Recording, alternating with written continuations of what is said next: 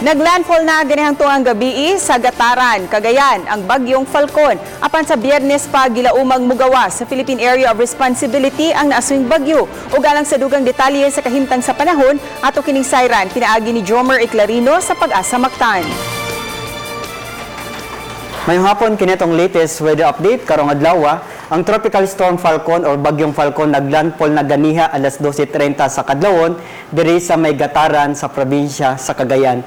Samtang asop karon naa siya sa silangan sa Apari, Cagayan na ay maximum sustained winds na 65 km per hour duol sa sentro ug ang pag-unos moabot sa 80 km per hour. Kini nag-irog sa direksyon sa Kasadpan, amihan ang Kasadpan sa gikusgo na 20 km per hour. Samtang naka-raise pa rin tayo sa signal number 2 diri sa Batanes o signal number 1 sa Apayao, Ilocos Norte, Cagayan kasama na ang Babuyan Group of Islands.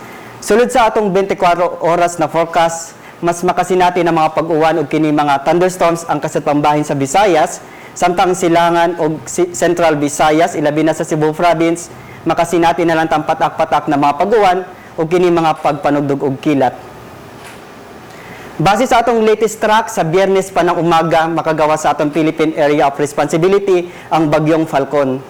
Ang hangin sa tibuok sa Central Visayas, kasarangan nito na sa Kusog, ug ang kadagatan, kasarangan nito na sa Pagkabaloron, natay gitason sa balod na mo range sa 2.5 to 3.5 metros, samtang diri sa Eastern ug Western Visayas, baloron nito na sa Baloron kaayo, ug natay gitason sa balod na mo range sa 3.25 to 4.08 metros.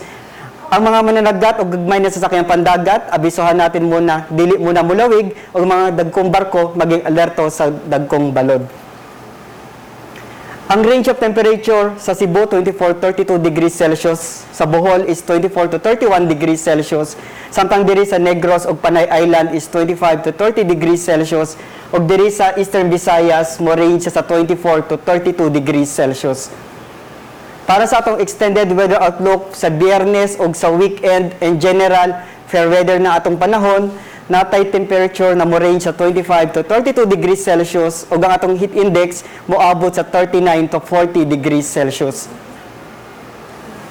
Ang adlaw mo silang sa alas 5:30 sa buntag o para sa atong mga dugang detalye, mobisita ta sa atong mga official social media sites, sa atong Facebook account ug sa atong website sa www.bagongdatpag-asa.dust.gov.ph. Gikan diri sa Pag-asa Mactan, DOST ug para sa Balitang Bisdak, kini si Jomer Eclarino. Maayong hapon.